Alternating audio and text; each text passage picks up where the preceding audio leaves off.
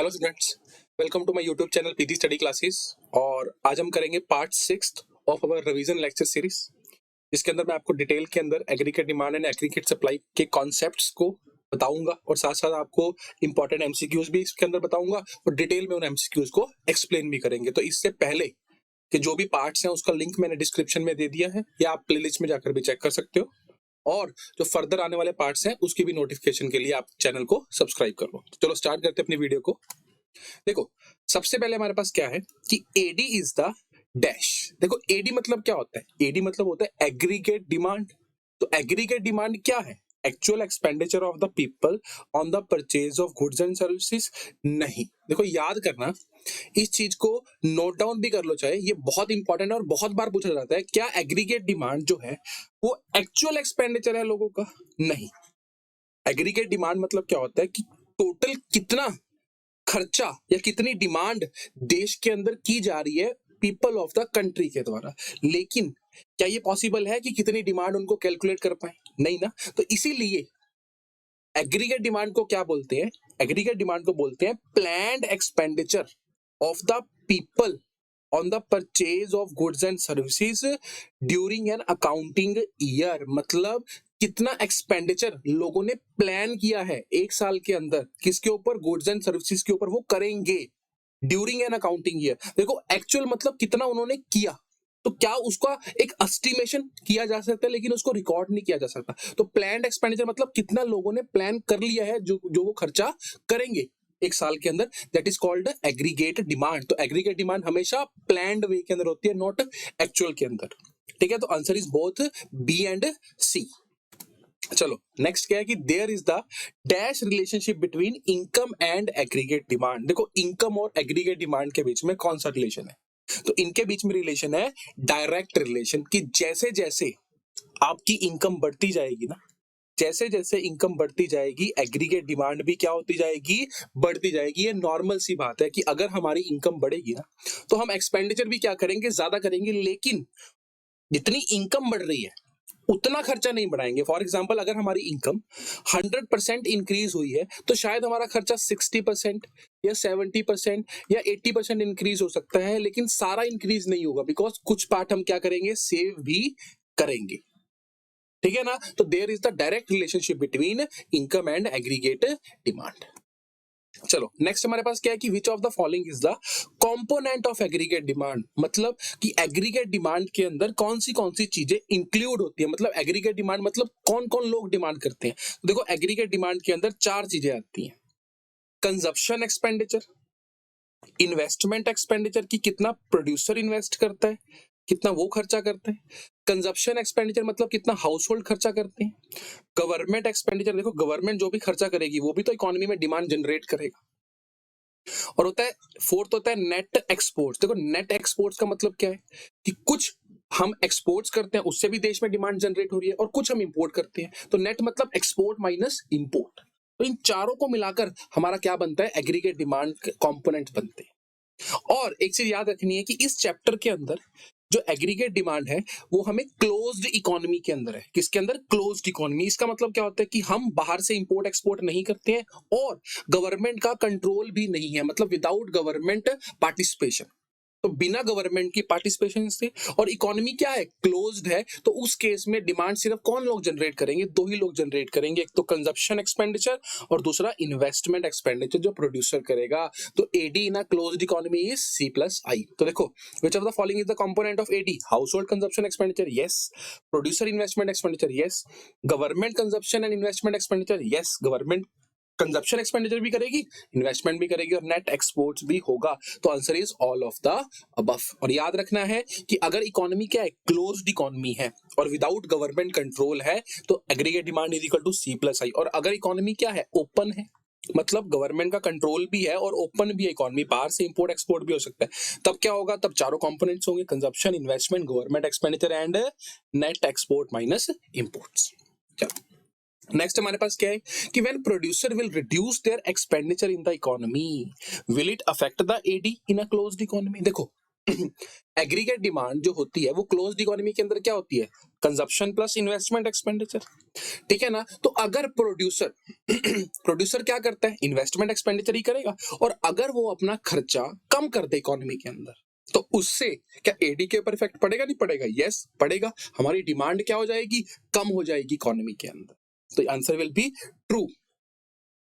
चलो नेक्स्ट हमारे पास क्या है कि एएस मतलब क्या होता है, एग्रीगेट सप्लाई, और इसको क्या बोलते हैं कि एग्रीगेट सप्लाई मतलब planned supply by the producer of the country during an accounting year, मतलब एक साल के अंदर कितना प्लान्ड सप्लाई जो प्रोड्यूसर ने सोच रखी है, प्लान्ड होती है, ये भी एक्चुअल में नहीं होती, ये भी क्या होती है, प्लान्ड होती है, ठीक है ना। देखो एग्रीगेट सप्लाई का मतलब क्या हुआ कि कितना प्रोड्यूसर ने प्लान कर रखा है कि देश के अंदर कितना माल क्या करना है, उसको बेचना है एक साल के अंदर, और उसने प्लानिंग किस हिसाब से की होगी, अपनी एग्रीगेट डिमांड के हिसाब से की होगी। तो एक चीज और याद रखनी है कि जो हमारी एग्रीगेट सप्लाई है वो किसके ऊपर डिपेंड करती है, एग्रीगेट डिमांड के ऊपर, ना कि लोगों की इनकम के ऊपर। देखो इनकम होगी लोग तभी डिमांड करेंगे, और डिमांड होगी तभी जाके क्या होगी, सप्लाई होगी। तो अब हमें क्या लगता है कि क्या सप्लाई हमारी प्राइस के ऊपर डिपेंड करती है। देखो प्राइस मतलब क्या होता है, हमने नॉर्मली माइक्रो इकोनॉमिक्स में पढ़ा था कि अगर प्राइस बढ़ेगा तो सप्लाई भी बढ़ेगी, लेकिन एग्रीगेट सप्लाई का प्राइस से कोई लेना देना नहीं। एग्रीगेट सप्लाई कब बढ़ेगी, जब एग्रीगेट डिमांड बढ़ेगी, मतलब अगर देश में डिमांड बढ़ेगी तब सप्लाई बढ़ जाएगी। अब बात आती है क्या फिर इसके लिए इतने रिसोर्सेज हैं, तो अकॉर्डिंग टू कीन्स, हम जिसकी थ्योरी पढ़ रहे हैं, कीन्स ने क्या बोला है कि भाई सप्लाई जो है वो परफेक्टली इलास्टिक है, मतलब जितना मर्जी आप सप्लाई कर सकते हो, रिसोर्सेज की कमी नहीं है। और कीन्स के हिसाब से रिसोर्स मतलब क्या हो गया, रिसोर्स मतलब हो गया एम्प्लॉयमेंट। तो कीन्स के हिसाब से देश में बहुत ज्यादा अनएम्प्लॉयमेंट है, तो रिसोर्सेज की कमी नहीं है, सिर्फ डिमांड की कमी। अच्छा, अब जितना माल प्रोड्यूसर एक साल में प्रोड्यूस करेगा, प्लान किया हुआ है, वही तो देश की क्या बनेगी, जीडीपी बनेगी। और जीडीपी को हम क्या बोलते हैं, जीडीपी को हम बोलते हैं इनकम। जितना गुड्स एंड सर्विसेज प्रोड्यूस होंगे देश के अंदर, वही लोगों की क्या होगी, इनकम होगी, ठीक है ना। तो aggregate supply is identical to aggregate demand, no supply no, किसके आइडेंटिकल होती है, इनकम की आइडेंटिकल होती है। चलो नेक्स्ट हमारे पास क्या है कि according to Keynes assumption there is excess supply in the economy, aggregate supply will depend upon.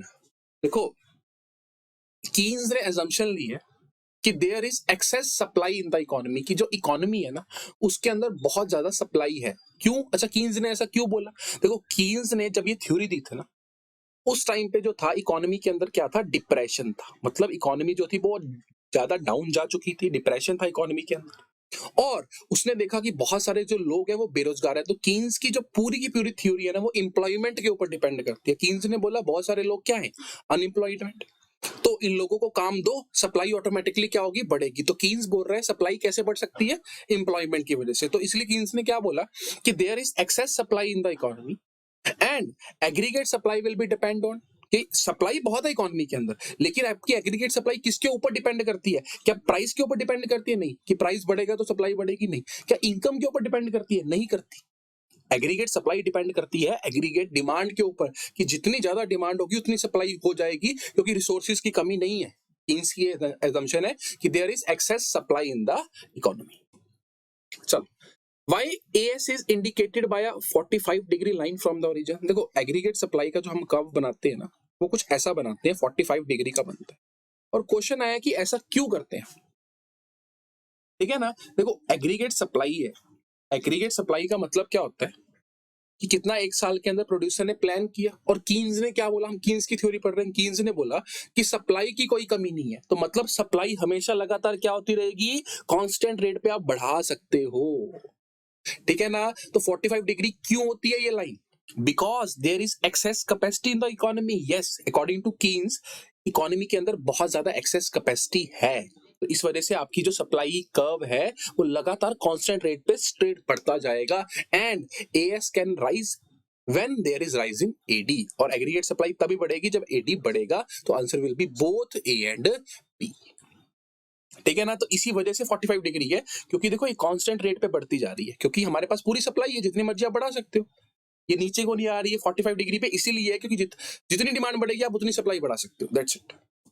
चलो नेक्स्ट हमारे पास क्या है कि which of the following is true about consumption function. देखो कंजप्शन फंक्शन मतलब क्या होता है, C C dash plus MPC Y. Consumption function मतलब क्या होता है कि एक पर्टिकुलर इनकम के टाइम पर आपकी कंजप्शन आपने कितना कंज्यूम किया होगा और कितना सेव किया होगा। देखो एक चीज याद रखना है, y is equal to C plus S.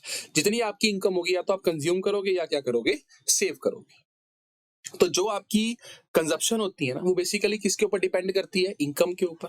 ठीक है ना, कि जब आपकी इनकम बढ़ेगी आपकी कंजप्शन भी क्या होगी, बढ़ेगी। ये नॉर्मल सी बात है कि अगर आपकी इनकम बढ़ रही है ना, तो आप अपना खर्चा भी क्या करोगे, बढ़ाओगे। हाँ, उस हिसाब से नहीं बढ़ाओगे जिस हिसाब से आपकी इनकम बढ़ रही है। तो अगर इनकम 100% बढ़ रही है तो खर्चा 20, 30, 40% तो बढ़ेगा ही बढ़ेगा, क्योंकि अगर आपकी इनकम बढ़ी है तो मतलब कहीं ना कहीं तो आप और काम कर रहे हो, तो उसके लिए कुछ ना थोड़ा बहुत तो खर्चा किया होगा ना। तो that is called consumption function. तो कंजप्शन फंक्शन मतलब C is equal to C dash plus MPC, मतलब marginal propensity to consume. Means कि इनकम के चेंज होने से एमपीसी कैसे निकलता है, delta C upon delta Y, यानी कि इनकम के चेंज होने से कंजप्शन के ऊपर कितना फर्क पड़ता है। ठीक है ना, इनटू इनकम। चलो, तो उन्होंने क्या बोला कि which of the true consumption function के लिए ट्रू क्या है कि when income is zero there is still some consumption. Yes, देखो जब आपकी इनकम जीरो होगी ना, आपकी कंजप्शन उस समय भी होगी, चाहे वो 20 हो, 10 हो, कुछ भी हो। और वो आपने कैसे की होगी, वो आपने अपनी सेविंग से की होगी। तो इस कंजप्शन को हम क्या बोलते हैं, इस कंजप्शन को हम बोलते हैं ऑटोनॉमस कंजप्शन। क्या बोलते हैं, ऑटोनॉमस कंजप्शन, यानी कि वो मिनिमम कंजप्शन। चाहे आपकी इनकम बिल्कुल भी नहीं है, इतना तो आप खाओगे ही खाओगे। तो जब इनकम जीरो है, कंजप्शन होती है, यस, इसको ऑटोनॉमस कंजप्शन बोलते हैं। और there is the direct relationship between income and consumption. Yes, कि जब इनकम बढ़ेगी तो कंजप्शन भी बढ़ेगी। हाँ, उस रेट से नहीं बढ़ेगी जिस रेट से बढ़ना चाहिए। और MPC represent slope of consumption function. Yes, MPC मतलब क्या होता है, किस रेट से कंजप्शन बढ़ रही है, तो इसको बोलते हैं स्लोप ऑफ कंजप्शन फंक्शन। यानी एमपीसी में change in consumption over change in income. तो answer will be all of the above. देखो, फाइंड सी, सी मतलब कंजप्शन फाइंड आउट करनी है when there is an autonomous consumption is 5000, income is 10,000 and MPC is 60%। Means आपको ये find out करना है, C is equal to C dash plus MPC com Y. तो सी, देखो autonomous consumption मतलब मिनिमम कंजप्शन कितनी है आपकी 5000, और एमपीसी कितना है, 60% है, मतलब 0.6। की अगर आपकी इनकम 100% चेंज होती है तो आप खर्चा सिर्फ 60% ही बढ़ाते हो। और इनकम कितनी थी आपकी, इनकम थी आपकी 10,000। What is the answer, answer will be 5000 plus 0.6 into 10,000, तो it will be 6,000। Answer will be 11,000। चलो, तो नेक्स्ट हमारे पास क्या है कि when income is zero, saving curve start from -20, then it shows consumption curve on. देखो, जब आपकी इनकम जो है वो जीरो होगी और वो बोल रहा है जो सेविंग्स है वो -20 है, तो कंजप्शन क्या होगी, बी सेविंग क्यों माइनस हुई है, क्योंकि आपने कुछ ना कुछ कंज्यूम किया होगा। ठीक है ना। चलो, नेक्स्ट हमारे पास क्या है कि find MPS when S savings कितनी है, 60 है, इनकम कितनी है 200 है, ऑटोनॉमस सेविंग्स कितनी है, -20। देखो, एस इज इक्वल टू, अभी सेविंग फंक्शन की बात कर रहे हैं कि minus C dash plus MPS by minus C dash मतलब ऑटोनॉमस सेविंग्स, यानी वो मिनिमम सेविंग्स जो आपको निकालनी पड़ेंगी अगर आपको कंज्यूम करना है। तो एस कितना है आपका, 60 है। ठीक है ना, एस कितना है, 60 है। और ऑटोनॉमस कंजप्शन कितनी है, -20 है। एमपीएस नहीं पता हमें, लेकिन इनकम कितनी थी आपकी, 200 थी। तो क्या करेंगे हम इसको, ये हो जाएगा, क्या हो जाएगा, 80 हो जाएगा, is equal to MPS upon 200। MPS is equal to 80 upon 200, तो इट विल बी 0.4 के समथिंग। चलो, तो नेक्स्ट देखते हैं हम, विच of the following statement is incorrect. इनमें से कौन सी स्टेटमेंट गलत है। देखो, MPC and MPS can never be greater than 1। सही बात है। एमपीसी क्या होता है, change in consumption over change in income. तो जितनी इनकम चेंज होगी, मान लो अगर इनकम 100% चेंज होगी तो कंजप्शन आप मैक्सिमम कितनी बढ़ा सकते हो, 100% ही बढ़ा सकते हो, इससे ज्यादा तो बढ़ा नहीं सकते। तो एमपीएस और सेविंग भी आप यही कर सकते हो कि अगर आपकी इनकम 100% बढ़ती है तो मैक्सिमम आप सारा का सारा सेव कर सकते हो, इससे ज्यादा सेव नहीं कर सकते। ये बात सही है। APC is more than 1। देखो, एपीसी क्या होता है, एपीसी होता है consumption upon income. It means ये चेंज की बात नहीं कर रहा है, ये बात कर रहा है कि अगर आपकी इनकम 10,000 है, क्या आपकी कंजप्शन 15,000 हो सकती है, यस हो सकती है। शायद हम कुछ पैसा अपना सेविंग से निकाल लेंगे। तो APC is more than 1, yes it is true. But MPC and MPC change, कि अगर आपने 100 रुपए चेंज किए तो उसको कमाने के लिए आप मैक्सिमम 100% ही करोगे, नहीं तो फिर आप कमाओगे क्यों? ठीक है ना? तो APC become negative also. Yes, देखो एपीएस क्या होगा, सेविंग कॉमन इनकम। तो मान लो अगर आपकी इनकम 10,000 थी तो सेविंग 5,000 माइनस हो सकती है। यस, शायद कंजप्शन 15,000 हो, तो ये भी पॉसिबल है, ये भी सही है। एपीसी बिकम जीरो, क्या कंजप्शन अपॉन इनकम ये जीरो हो सकता है? नहीं हो सकता। क्यों नहीं हो सकता? क्योंकि अगर कुछ इनकम है तो कुछ ना कुछ तो कंजप्शन होगी ही होगी, मिनिमम कंजप्शन होगी ही होगी। तो एपीसी बिकम जीरो ये पॉसिबल नहीं है। चलो, तो नेक्स्ट है हमारे पास कि find the value of MPS when income is increase from 2000 to 4000। देखो इनकम जो है वो 2000 से 4000 पर पहुंच गई है और जो कंजप्शन है वो 3000 से 4500 पे पहुंच गई है। तो आपने क्या बताना है? एमपीएस बताना है। देखो सबसे पहले इससे हम क्या निकाल सकते हैं? एमपीसी निकाल सकते हैं। एमपीसी मतलब क्या होता है? Change in consumption upon change in income, कि इनकम के चेंज होने से कंजप्शन में कितना फर्क आया। देखो इनकम कितनी चेंज हुई? 2000। तो कंजप्शन कितनी चेंज हुई है? सिर्फ और सिर्फ 1500, यानी कि एमपीसी कितना है? 0.75। तो हमें पता है MPC plus MPS is equal to 1। तो अगर एमपीसी 0.75 है तो एमपीएस कितना होगा? 0.25।